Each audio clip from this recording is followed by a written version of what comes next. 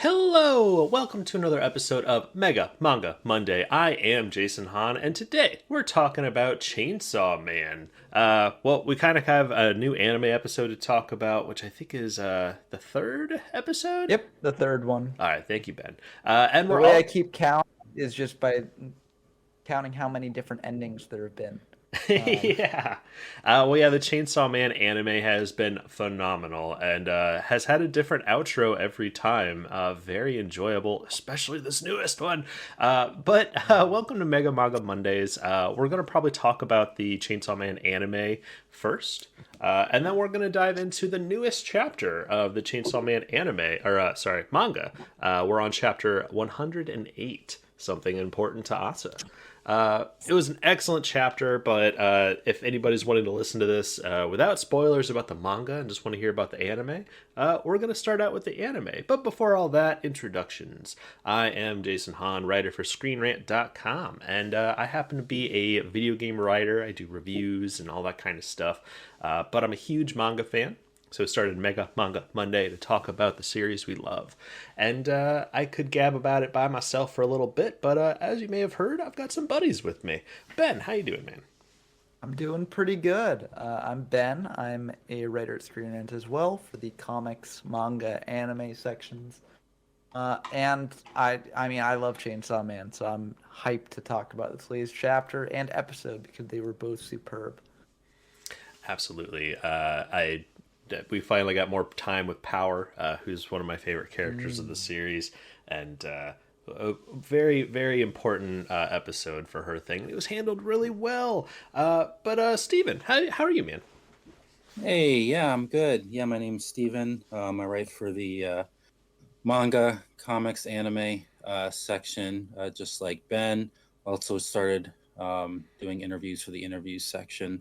But yeah, like Ben said, he's definitely a fan. I remember before we got in this podcast, you were showing me a lot of Fujimoto's earlier work. So yeah, it was a exciting time. Like you showed me like a few of his one shots before Chainsaw, which was cool. Yeah, I think it was Fire Punch and the Nayuta one. Yes, the Nayuta one. That's the one. Yeah. That was really cool. Yeah, the creator of Chainsaw Man, obviously a very talented dude, and we've discussed the last few chapters and stuff on the Mega Manga Mondays podcast. So if you haven't heard those and you're interested, feel free to check them out. We'll dive right into the newest episode of Chainsaw Man. Episode 3 kind of covers.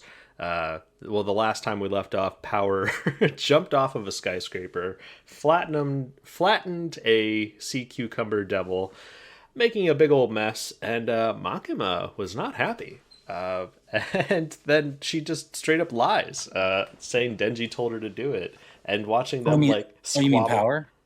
Yeah. Yeah, Power lied and said that Denji told her to do it, and then Denji and Power just start squabbling, and Makima is just sitting there like a disappointed mom. But then, as we all know, Makima's Maki. She's in control. She's got, everybody under her thumb, it seems, because all she had to do was just I don't really care. You guys should stop being so loud. And Power just instantly straightens up, and just the animation style, they do such a good job of making them feel so fluid and lifelike. And then just watching Power stiff up like a board was just kind of chilling. It was a really nice beginning of the episode, I thought. Yeah, I mean, that was, not to give anything away from the manga, but I remember when I was first read this in Chainsaw Man, this was when I became really uneasy about Power. I mean, obviously... Makima? No, Power. Okay. I was actually completely I don't know by her. why. Because it was just the fact that, once, we find out, because Makima's like, you know what, since you're such a loose cannon, we might not have any use for you.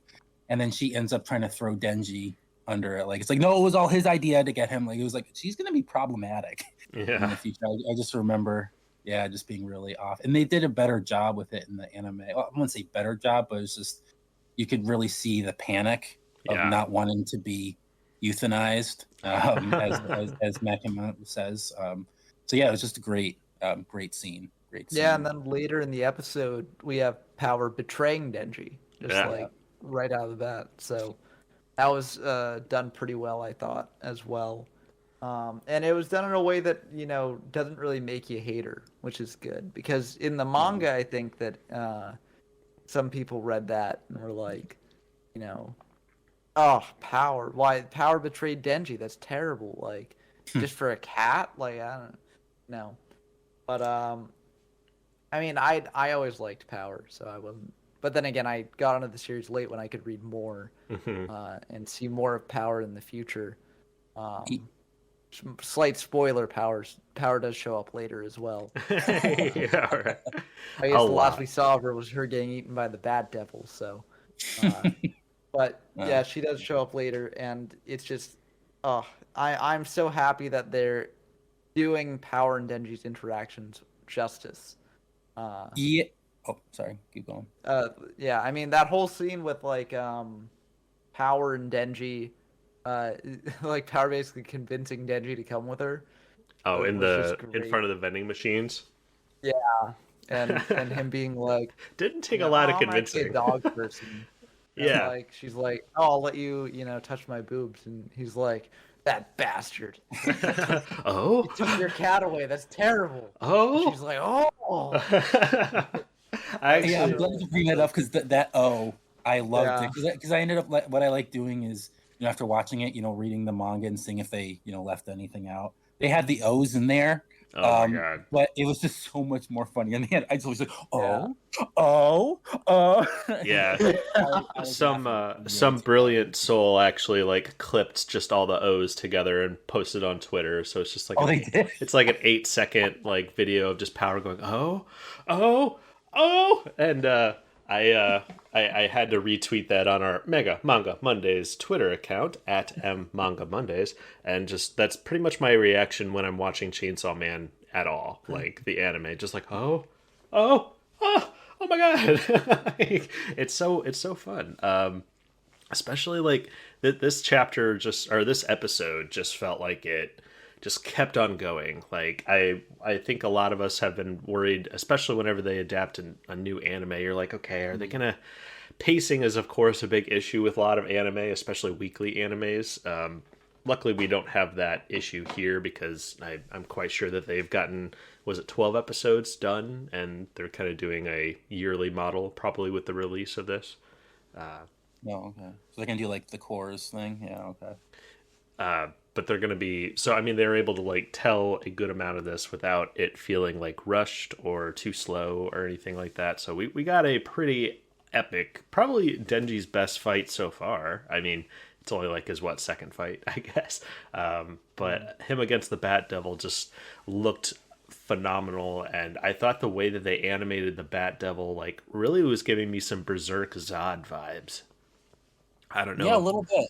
Yeah, a little bit. Yeah. I mean, I like Zod more, but of course, we have more time with Zod. Well, we know that Fujimoto was heavily inspired by Berserk, so I wouldn't be surprised if it's intentional. Oh, absolutely. But the Bat Devil sounded very differently from how I pictured the voice in my head when reading the manga. Can you emulate what you thought that voice was going to sound like? Yeah, what I just thought it was going to be high pitched, like like a Bat Devil or something. I don't know. Not like deep and like full throated. Or you almost. But I thought it worked very well. Yeah. It took me back when I heard it. Were you almost expecting like well, I know you're a One Piece reader, not so much a watcher, but Pika's voice? I don't know. Oh, I wasn't expecting that but no. For the uninitiated, there's a character in One Piece who has this ability to just control all rocks. So of course they're able to become like as big as a mountain and stuff, just the biggest person imaginable.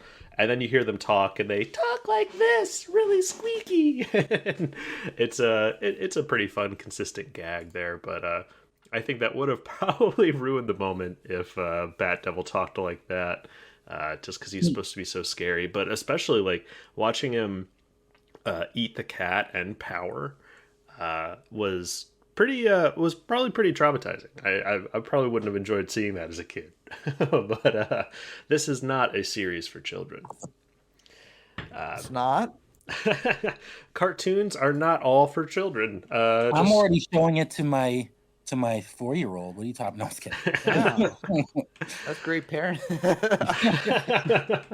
I'm sure some parents are like, "Oh yeah, it's a cartoon. Yeah, I can show it to my kids. Oh yeah, it's fine." I absolutely know those people. I guarantee that is happening. But we're watching Pokemon. That's where we're at right at the moment. Oh, that's actually great parenting. Yeah, I remember. Yeah, that was a big part of my childhood. Yeah, actually, I think back and it was like I think Pokemon's the thing that got me into it. I was kind of like I really like this show, and then my friends just like you should watch Dragon Ball Z, and I'm like, what's that? And, and about 25 years later, here we are. But yeah, it was another excellent adaptation of the Chainsaw Man series. I'm so excited for the next bit. We got some more time with I believe his name is Maki. No, not Aki. Aki? Yeah, Aki and yeah. his conversation with Makima, just kind of like I loved it because it kind of reminds you that there are, bigger things in play. And as, we're not going to ruin things right now. We'll talk about it once we get to the manga a little bit later. But it's just, as like an anime only watcher, I could assume a lot of people who are just like following Denji's journey right now are just like, man, this guy is like shallow and dumb. He just wants to touch boobies. What a pervert. Like this all... what is this? And then you cut over to like Makima and what she's talking about and doing, and you're just like, oh man, this feels like a whole like couple more levels beyond like maturity, and there's just all these like strings being pulled in the background. And I feel like that was the first time that you're like, maybe not the first time, but definitely one of the most pivotal times so far in these first 3 episodes. You're just like, oh man, I think there's some bigger things going on here. This is this all must mean something. It's not just a show about a perverted teenager who has chainsaws pop out of his head. Well, also too, because I mean, this is the episode, and I'm making sure I'm not spoiling anything. Aki is the way in which he's talking about Denji and how shallow he is. Like the only reason why he's doing this because he wants to have a good life. Yeah, you are getting the impression that Aki has some history there, which is making him think that way. Which is really exciting. Yeah, it's just good stuff. But yeah, especially with Aki's character in the scene in the car, you're starting to get more of an understanding of why Aki is acting the way that he is. Mm-hmm. Yeah, I think that the anime has done a great job with all the characters so far, even though we've only seen them for such a little amount of time. Mm-hmm. And I'll say this too, like. I think that the anime is handling Denji's perverted nature extremely, extremely well. Even better than the manga did, in my opinion. Like, I think I've never... Maybe it's just because I read the manga and got used to Denji before this. But I haven't really been annoyed with him at all for being, obsessed with, like, boobs and stuff yet. Maybe that will change, but I feel like the anime has just made him a very fun character. And part of that's on the... anime itself, but also like the voice actor for Denji is extremely good. I think too. He just seems more playful. Yeah. Like, there's just like again, I always bring it up that noodle scene. Like it's just like he's just a very quirkier type of character. Well, and I feel like that was even put even more in the forefront here with like him the whole like as soon as Power says I'll let you fondle my chest if you help me kill this guy. And then you see him just like totally flip a switch and just like, that guy ate your cat. He has your cat? That's just not acceptable. Like he just kept on pushing it up and up and up. And it's definitely one thing I love about Denji is that quirkiness. But you guys kind of bring up an interesting topic that I don't know how far we want to get into, but one of the classic like shonen tropes that I think we can all agree has just been overdone and it should maybe die with the times is the whole like perverted character, old man, like Master Roshi. Yes, That's Roshi. yeah, Or just like Mineta, young. yeah, Mineta all the time in My Hero Academia. So I mean, what about? And I mean, most of the times that is on the series that we enjoy. Us as like grown up, well, we're grown children. Uh, it's very cringy, and you're just like, oh man, this is a trend that needs to die. But here we have like Denji, kind of doing it. What makes it like work with Denji, but it doesn't work with like Master Roshi? I mean, I don't know if you wanted to jump into it, Ben, but basically, first off, is that it's more tasteful. Like I don't want to get into too much because we haven't really gotten into it yet. Like he does get a little bit worse. Denji does, like in the later episodes, he will. But what's really great, and they did it in the manga too, was that we don't even hear about boobs until episode 2, and in this case, it was like uh, chapters 2 and 3 in the manga. Like he just says that he wants to be in a relationship, like he just wants to have a girlfriend, and then it's just the fact, then the boobs come in and everything. But the way, so one, we get the kind of like a serious side of him first, and then we get a little bit into the raunchiness, but it's done tastefully to the point where it just seems like a normal teenager who just thinks about it, but he doesn't act on it. He doesn't actually like, his face doesn't contort into something like one of those, like one of the creepy types of faces. Like it's just kept very minimized. Yeah, it's a little And I bit more Yeah. think that, subtle, more subdued, you'd say. yeah, like there's no panting or anything like that. It's just like the normal type. Yeah, I also feel like you know, it actually serves a purpose, right? Yeah, Like it's a part of his character for good reason, and it's his motivation for good reason too, and we can yeah. understand why it is. And like with Master Roshi, I mean, it's just like, No, he's just, does it need to be there? No, you could remove it from Roshi's character. It would be like the same sort of thing, right? Hmm.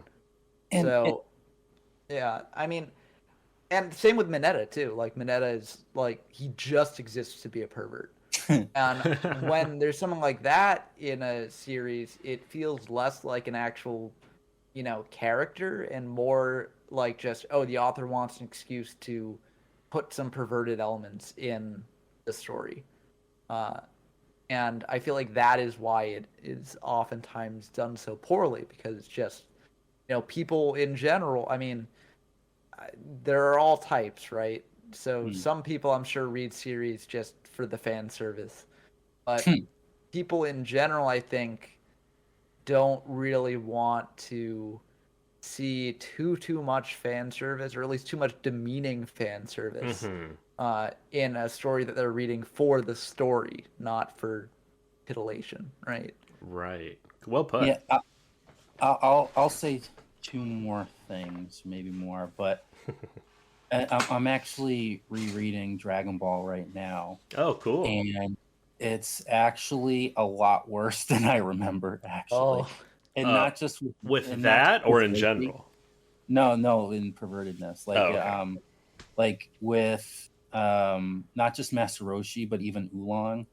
Like there are moments where Roshi and Oolong were going to take advantage of those who are sleeping. Um, ooh, so it's very taboo in that way. It's like it's not like as innocent as maybe we all remember. But also too, I think, and one of the reasons why I didn't mind Mineta at the very beginning, at least for me, is because everyone has some of those feelings to some degree, and it's how you wrestle with them.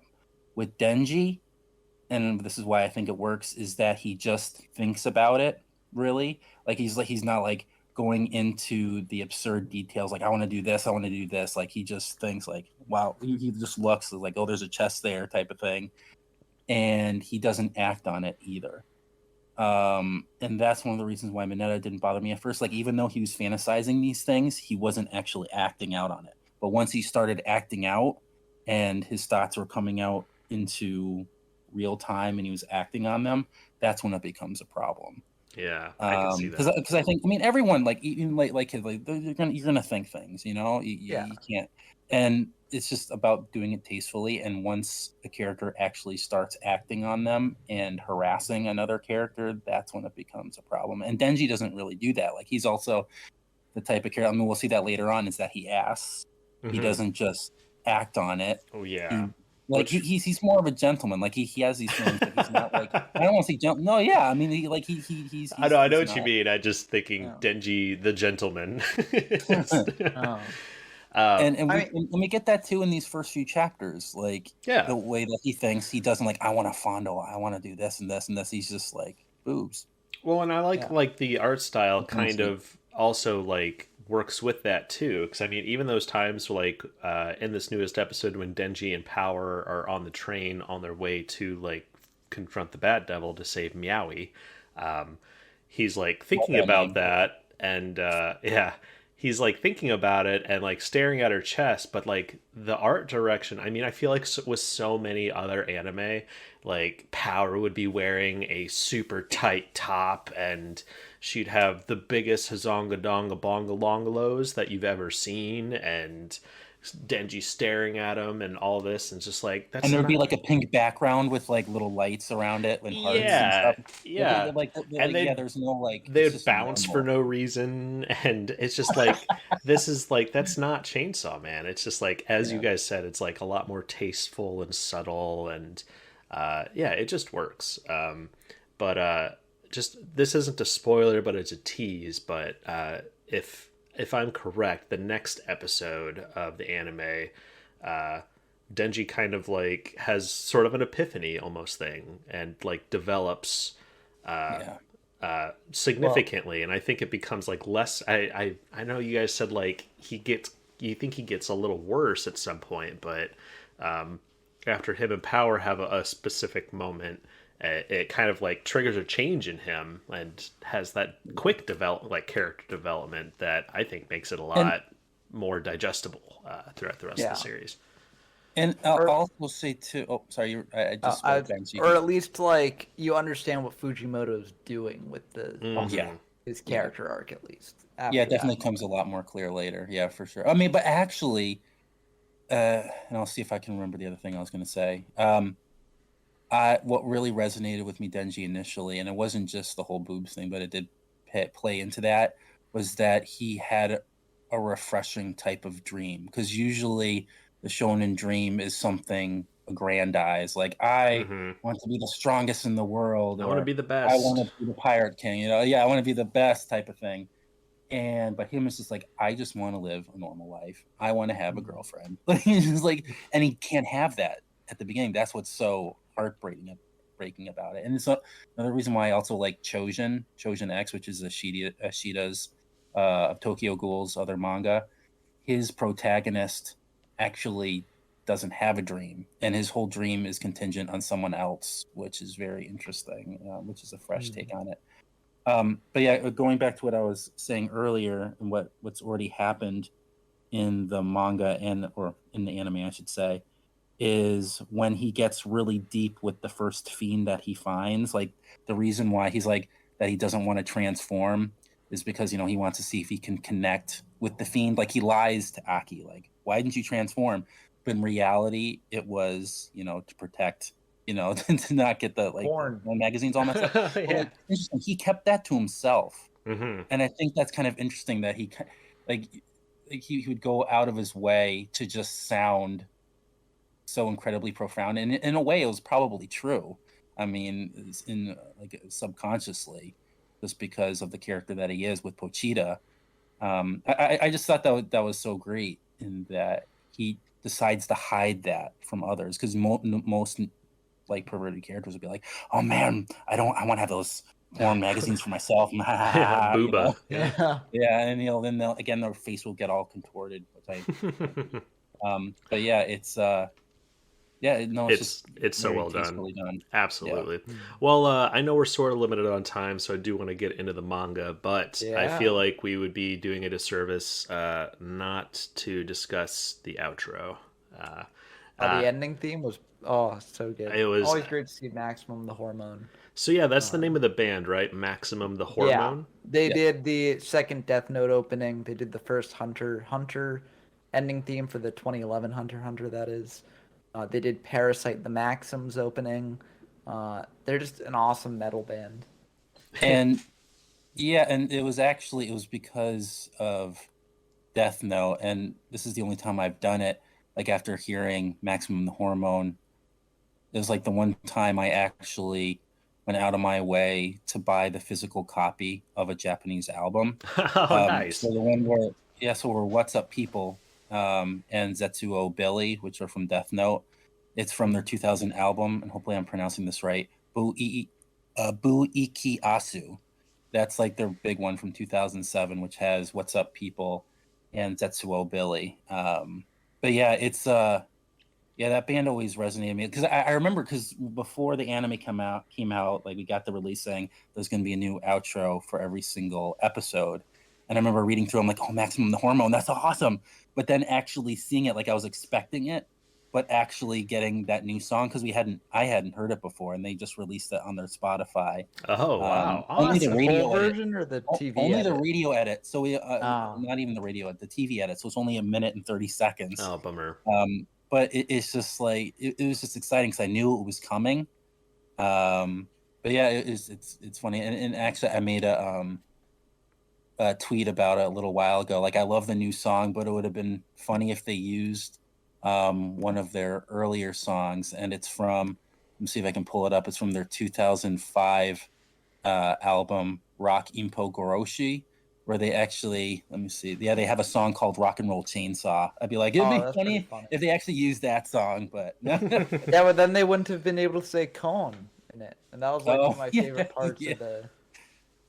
Yeah, but no, I was just very I'm a big Maximum the Hormone fan, and hopefully I'm not rambling too much, but I think I'm talking about them. Right. Well, yeah. So, I mean, I know that there's probably some people out there that as soon as the episode ends, they turn it off. Don't. So, I mean, yeah, if you missed the outro, go back and watch No, I'm it. saying don't turn it off. Yeah. Go back and watch it. It's amazing. The animation and stuff just felt so trippy, and it just felt like it was really enjoyable. It didn't get like too weird. I thought it was just it felt great for like Halloween themed. It was kind of a perfect release there for that. And the animation also had some very subtle hints and foreshadowing and stuff like that. So, As good exciting outro for should. that point as well. Yeah. Absolutely. Well, anything else about the episode 3 of the anime that you guys wanted to bring up before we move into the manga? I mean, I'll just say that again going back to Maximum the Hormone. I'm just glad they're making music again because a little while ago, their screamer in the group they had to have vocal surgery a little while ago. And then also the drummer ended. She has a family. She got pregnant and has a kid, but they're still making music together, which is great. Oh, cool. Just happy they're still going. But yeah, love Maximum the Hormone. Yeah, that's actually one of those things where I've only like seen the Death Note intro and this, and I've probably heard a couple more things here and there, but this was definitely the thing to put me over the edge. Just like, okay, I need to look these guys up on Spotify and listen to a good amount of them. The next episode of Chainsaw Man anime is next week, and we'll most likely be talking about that because we have weekly releases with the manga, and we're about to dive into our discussion of chapter 108 of Chainsaw Man. Yeah, and it's such a double smackdown because the manga comes out at 11 a.m. on Tuesday, and then the anime episode comes out at 12 p.m. So like right an hour after, it's just like bam, bam. It's awesome. Tuesdays are great. Yeah. Oh yeah. And this chapter was so good. Such a good chapter. Well, yeah, I put a little. I'm going to put a little thing in the description, but we are now talking about the Chainsaw Man manga. If you're tuning in now, didn't want to listen to our anime discussion for some reason, we are Mega Manga Mondays, and yeah, we're going to be talking Chainsaw Man chapter 108, Something Important to Asa. And yeah, we really immediately picked up afterwards. War Devil was fighting Justice Devil at the school. also, Justice Devil is Yoru. I don't know. Yoru is No, War Devil. it's, Sorry, I'm yeah. looking at it right now, reading it. It's Yuko. just, Yuko. Yuko is Justice Devil. Here at Mega Manga Mondays, we talk about maybe 5 to 6 different manga series, and I'm also playing 4 video games and watching half a dozen shows. So forgive me if I'm bad with names. We instantly pick up, and Justice Devil is confronting Asa, and pretty much switches back to her normal human form, not being possessed by the War Devil. And Justice Devil is doing all of these things, killing bullies to save Asa because she's being bullied and wants to be her friend. She's not going about it the right way, and what we saw, yeah, just a little bit. Yeah, she's a little messed up. But chapter 107 was a lot of fun. I mean, it was a lot more fun than, if you're saying, oh yeah, it's a devil attacking a school. It's just like, that sounds awful. It's like, it was definitely not, there was some parts that were a little, bad, but it's just the way Fujimoto has constructed it and what he's deciding to focus on. It made it a lot less traumatizing than some of us were anticipating. Yeah.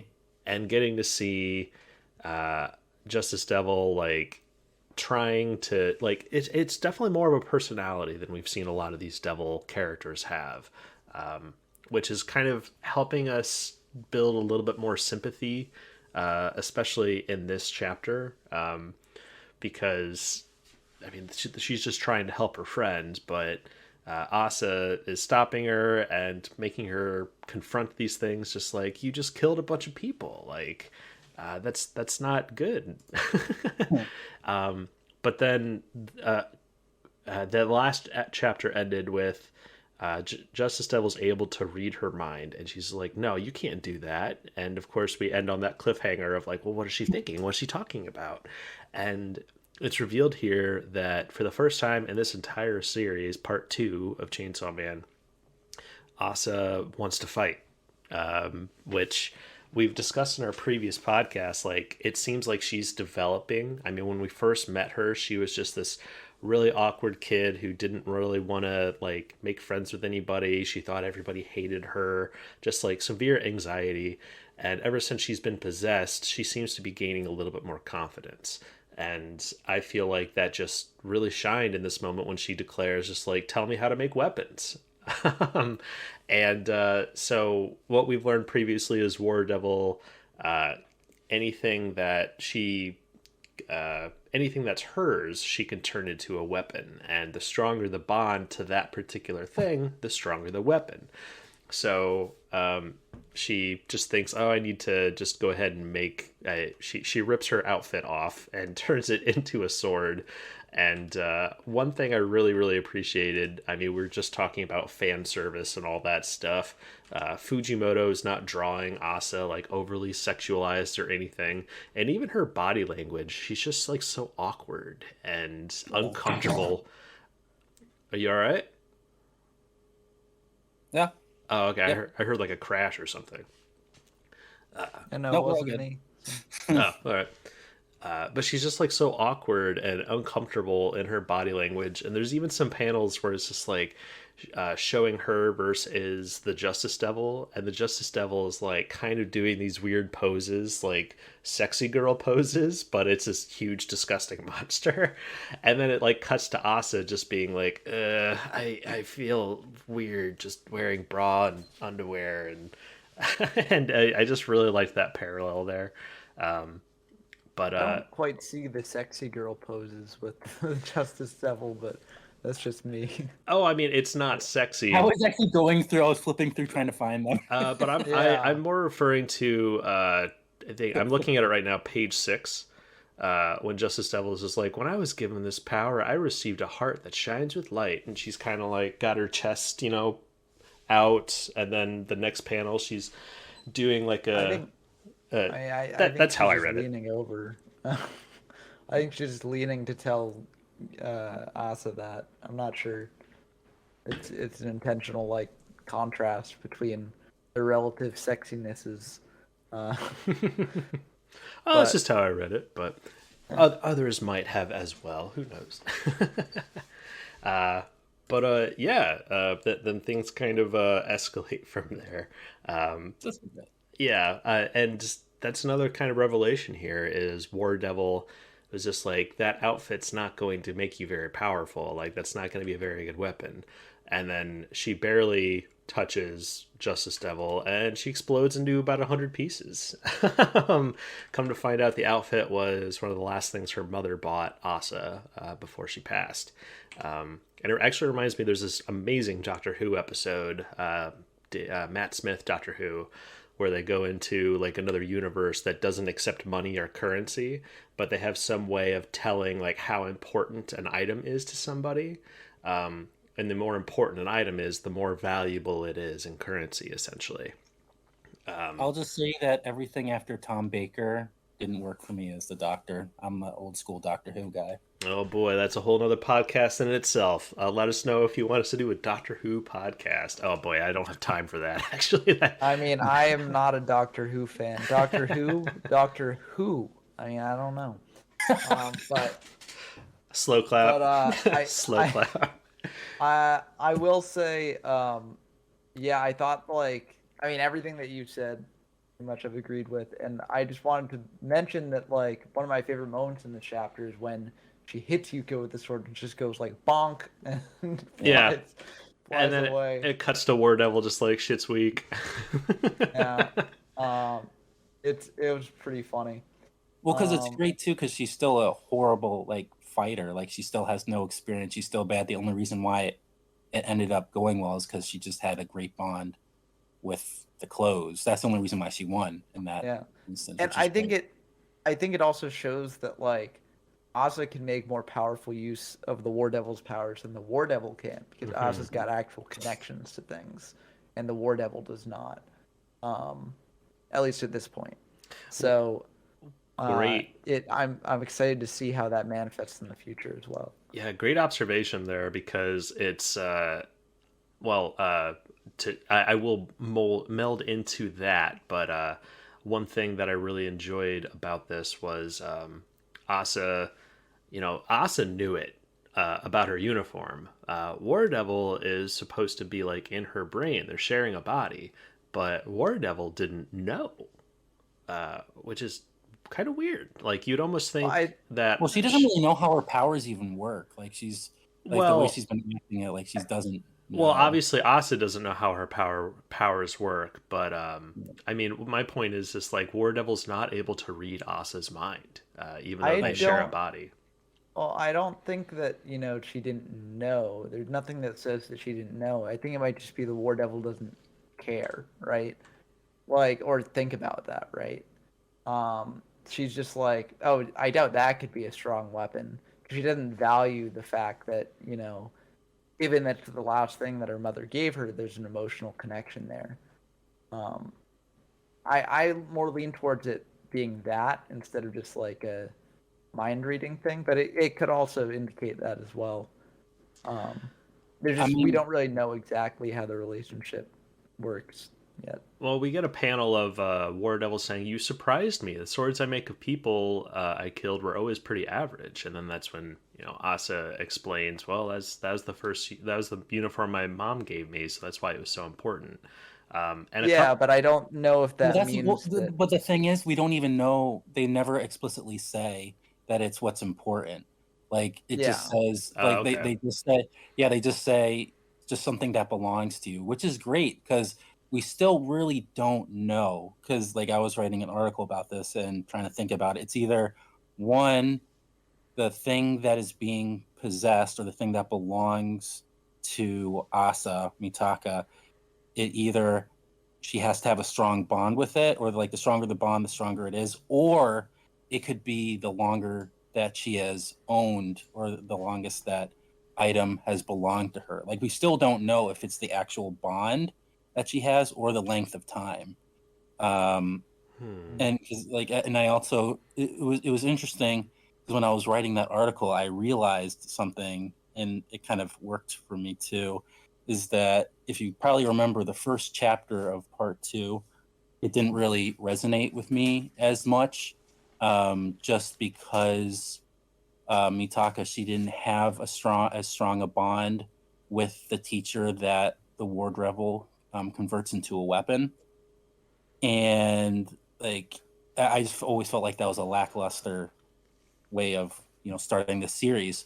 But now it makes sense, because if Mitaka slash the War Devil had a stronger bond, or had known, or if the teacher had belonged to her longer, then the weapon that the War Devil made would have been more powerful, like how it is with the clothing sword. So if that had happened, then this latest development with the clothing sword wouldn't have been so intense. So it's kind of like, oh, it justifies why I didn't like the first chapter, but it all makes sense. So I'm just happy about that. Yeah, absolutely. Well, I you guys make some great points, and that could be the case. I think I personally like the idea of just the thing that's the most important to them. Oh yeah, I agree. Is I think that makes makes it so much stronger. sense. And what Ben says like makes even more sense with that too. Is just like that means Asa could potentially be better with War Devil's abilities than War Devil itself, because War Devil doesn't care about anything. But what doesn't make sense, though, what I'm still confused about, is then how did the War Devil, how was the War Devil able to, catch the hand of the Justice Devil when she was slicing her up originally in the first chapter, and create a giant, like a hand grenade that blows up the Justice Devil, the Kingdom Come? It's like, I don't know. That was pretty darn powerful. It's like, why was that more powerful than the spine? Could also depend on what you're actually making a weapon out of, right? Like, which is a part shame, of the man. Justice Devil could just be inherently stronger than like a pencil that you're making out of a pencil that you own. Right? I think hope that's not. I think we already know. Actually, I think it's I think War Devil and Justice Devil have known each other for a long time.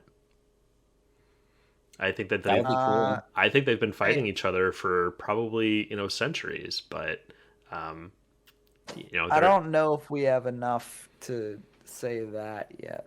No, it hasn't been proved, but it makes sense.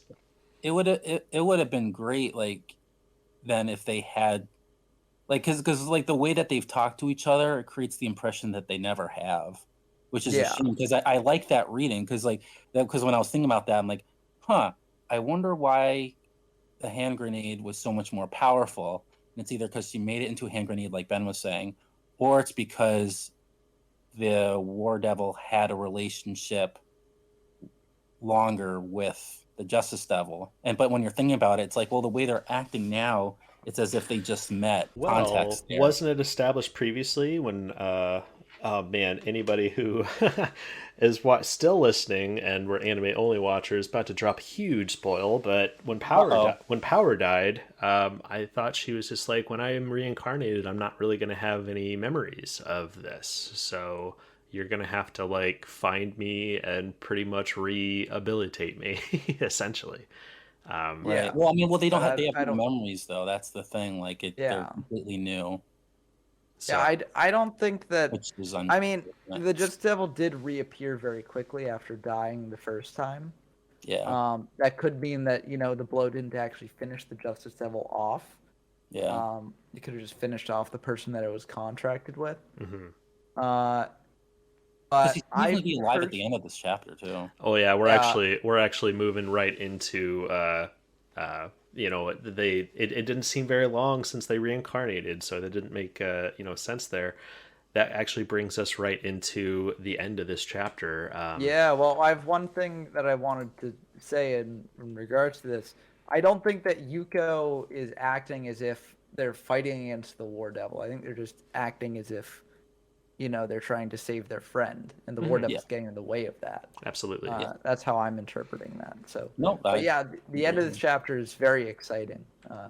That's the thing I wanted to talk about most with this chapter, actually. Really? A new character who gets revealed at the end. Yeah. Now, is this a new character? Because she definitely has Makima's eyes. Is this supposed to be the girl Maybe Denji's one of the taking care four of. horsemen. Yeah, I think it's one of the four horsemen. Because if you look at War's eyes, War also has the little circle eyes. Okay. Um, and so I think it's just something that the four horsemen have, and that's a big theory that like Makima control can also be translated as like conquest in a way, which is the first horseman of the apocalypse is like conquest slash pestilence. Um, but it is kind of weird because that leaves the other horsemen left are war, which we're seeing here, famine, and death. And I don't think that either of these powers matches up to famine or death quite as much.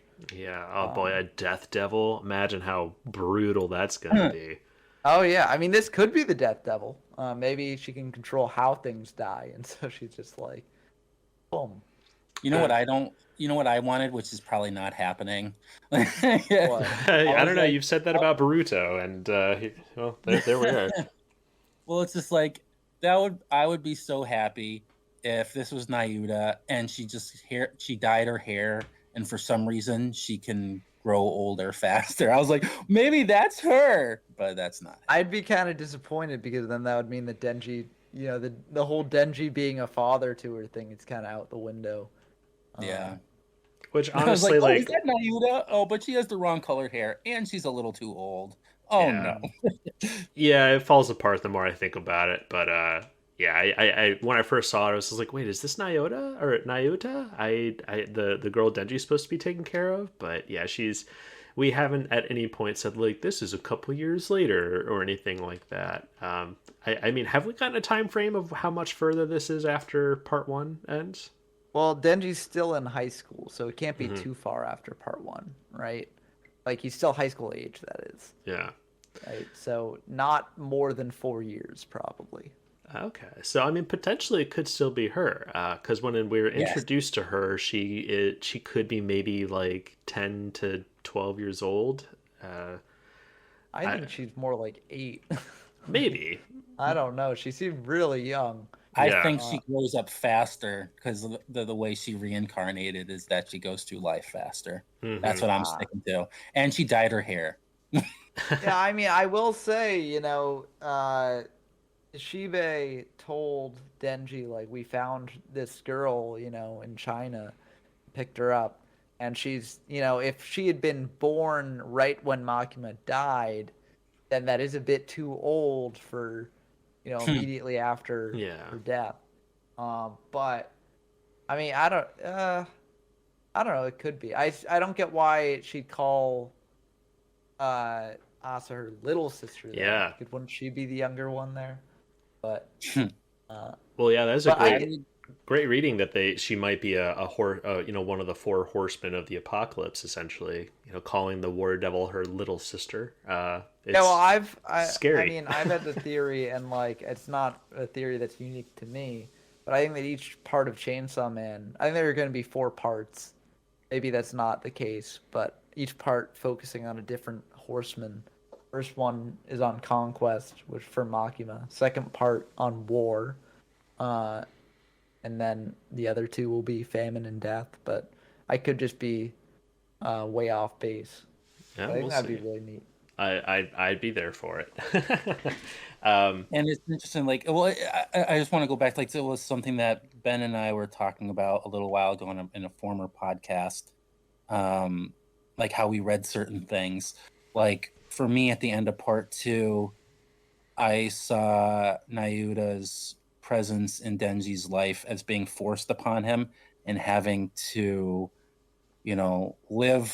relive with someone who like tore his heart out. And Ben was like, no, this is like, his way to have that family that he always wanted. And now we're like going to the point, we're jumping to right now. And Ben's saying that he still wants to have Nayuta be younger so that we can see that, father daughter dynamic. And I want her to be more grown up because then he would be able to, suffer more and see more of Makima in her. I just wanted to draw that. Oh yeah. Interesting parallel. I mean, I It's still different think that he readings. doesn't. I still think that he doesn't see her as a suffering sort of thing, no matter what his relationship with her is. I don't think that You've used it as suffering, but I don't know. That's just me. No, I just like it. I like how we have. Yeah, those different I meanings. mean, part of what makes the series so great is that there are different interpretations of things. So don't It tell, doesn't man. explicitly lay out everything for you. So, Yeah. uh, Well, yeah. Before I know Ben's got to get going pretty soon, but oh yeah, I should. yeah, I wanted to get into. So I mean, she comes in and says, you really want your friend to stay alive? Because I can keep them alive." And then the devil hunters have finally shown up, and well, something happens that I don't think Denji is going to be able to miss. Just huge, gigantic Justice Devil head explodes out of the school. Anybody within a few blocks is going to notice this. But also, don't we have kind of a weird relationship between Denji and the Devil Hunters right now? I know Yoshida was like working with them, but I believe during their cafe conversation, didn't he say like we need to keep your identity a secret? Well, he's now part of like a different. I don't think he's part of a new organization, Okay. not the Devil Hunter. That's what you should. I think. Yeah, but That you should understand. Denji's still in the Devil Hunters as far as we know, Okay. Yeah. and but he wants to reveal his identity. He just can't. Yeah. Right. Like, I want someone to figure it out. So we can get a That way girlfriend. I can get girls. Yeah. He's come Yeah, so to far. Yoshida using that different thing. I'm interested in seeing like what this organization Yoshida is a part of now. Oh yeah, I just think everything seems to be coming to a head. I was thinking, if the Devil Ahead? Hunters and Denji, badoots. I was thinking if the Devil Hunters and Denji aren't getting along right now, then it's just like, okay, great. Well, there's a whole nother faction here now that, when Denji inevitably shows up, he's got to deal with Justice Devil, he's got to deal with War Devil, the Devil Hunters, and potentially whoever this new character is. And this is something I wanted to bring up earlier too. A couple chapters ago, when Asa was like falling asleep and being thankful to Chainsaw Man for saving her and Yuko. This is kind of making her, have a bond with Chainsaw Man. And in this chapter, we learned that, the stronger her bond with her outfit, and this kind of goes back into our debate of, is it how important something is to you or how long you've had such an item? If it's how important something is to you, we could potentially be teasing something of like Asa is, forming a bond with Chainsaw Man. So, I mean, if it came to a situation where she has to use Chainsaw Man as a weapon, it could be scary. That'd be very funny. Yeah. Or if I you would- bond with the War Devil, that'd be interesting. Yeah, like if they actually like started to, form an actual relationship, and what the implications of that could be with this power and stuff. Like, it's exciting. But I just want her to use Denji's head as a chainsaw. I think that'd be very funny. yeah, comes full circle. He's just like a Puchita, but it's Denji's head. Yeah. That theory you brought up, Ben, just gets me even more like excited that if we're going to be meeting eventually all four horsemen of the apocalypse, and if this whole series is just Denji like pretty much bringing them to his side, because he's got the control devil, he's literally raising her. We've got War Devil here who is starting to build possibly I think how the only good ending or the happy ending I see this working out is Asa and Denji, become friends or close or something like that. Or date. Or date, yeah, them getting really close. So if that happens, then Denji's got the Control Devil and the War Devil at his side, and if he could eventually get the the Famine Devil and the Death Devil on his side too, Denji the God. That's wow. I just imagining where this series could go. It's very exciting. But Well, you bring up God. What about the God Devil? yeah, fear of God. Like The Devil. Yeah, the Devil Devil, fear of devils. oh man, and that's something that oh my god, like everybody is so terrified of devils because of this. Like that's Well, gotta shouldn't each devil have their own devil? oh man, we're You getting know, we're getting deep That here. would be so cool. Oh, that it would be diminishing power as you go along because like who cares about the chainsaw devil, right? You care about the chainsaw devil, not that devil's devil, right? So the chainsaw devil is going to be really weak. Oh That's boy. awesome. Yeah, I it becomes like a family line sort of thing. It's just like, yeah, Yeah. my great grandpa is the chainsaw devil, and I'm the chainsaw devil. Um, yeah. Anything else on Chainsaw Man before we move into plugs and recommendations, gentlemen? That's it for me. Yeah, Ben's got to go. So yeah, Yeah, absolutely. Well, this has been Mega Manga Mondays discussion on Chainsaw Man. I know because Ben's got to go. You can go ahead and do your plugs and recommendations first, man. Awesome, yeah. So for recommendation, there's a new anime on Netflix called Romantic Killer, which is based on a very yeah. good manga by the same name. The manga hasn't been all translated into English yet, so the only way to experience a lot of the stories through the anime at this point. So Oh, interesting. check that out if you're interested in rom-coms and parodies of rom-coms. It's very, very fun. It's drawn all in color too, which is weird. Yeah, well, it was like a webtoon almost. Yeah, On yeah. Jump Plus, but uh, it's getting its official translation as well, but it's gonna be a while till that's done. But that's my recommendation. And then for plugs, I have a YouTube channel of my own called YGO from Zero, where I go over historical formats of the Yu-Gi-Oh trading card game. So if that sounds like something that would interest you, be sure to check that out. And yeah, I gotta go now, but great talking with y'all as always, and see y'all next time. Absolutely. Thanks a lot, Ben. Well, yeah, you Yeah. can also check out Ben's works on screenrant.com. He writes in the comics anime section, but he also writes a lot of stuff with like Marvel and DC as well as manga. So, highly recommend checking out his works on Screen Rant. But speaking of Screen Rant, you can also find my stuff. I am Jason Hahn, and I've been doing a lot of video game reviews lately and stuff like that. Would love it if you checked out my works on Screen Rant. But also this podcast. We have a website called megamangamondays.podbean.com, and we talk about other series as well, like One Piece, Jujutsu Kaisen, more Chainsaw Man, obviously. And Dragon Ball Super, and a few others. So feel free to check that out if those are any of those series that you also like to read or are caught up on. We're a bunch of professional nerds who just love talking about new chapters of manga. So feel free to check those out.